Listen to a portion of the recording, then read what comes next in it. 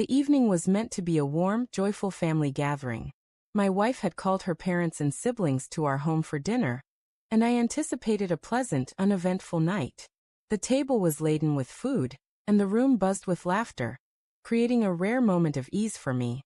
But unbeknownst to me, she had orchestrated something far different, something designed to wound me deeply.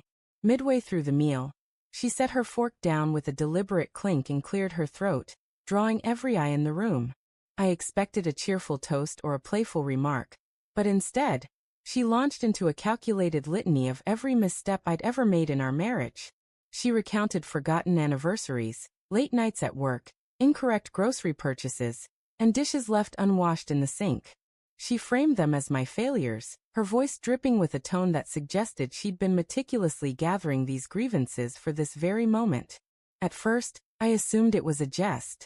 I let out a nervous chuckle, waiting for her to break into a smile and reveal the punchline. But her words grew colder, her delivery more cutting, and it became clear this was no joke. Her mother fidgeted in her seat, visibly uneasy, while her siblings exchanged wary looks. Yet she pressed on, relishing the attention as if performing for an audience. She was airing our private struggles, as if they were a spectacle for her family's amusement.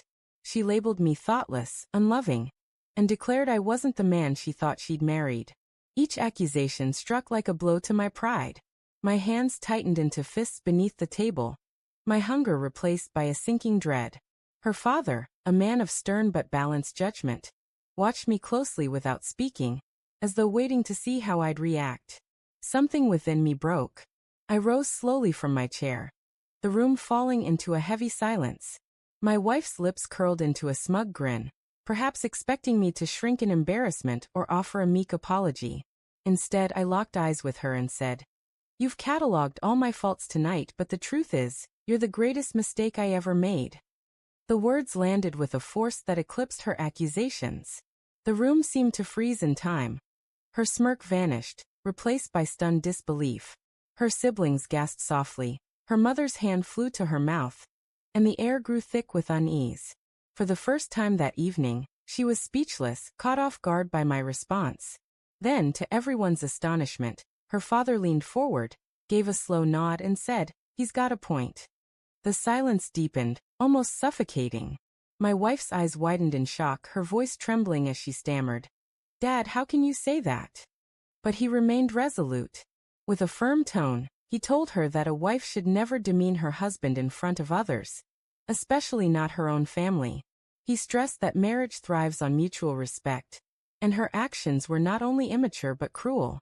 He acknowledged that no one is without flaws, but publicly dismantling a partner was a shameful act. Tears brimmed in her eyes, but the moment for redemption had passed. Her attempt to humiliate me had backfired, exposing her own resentment instead.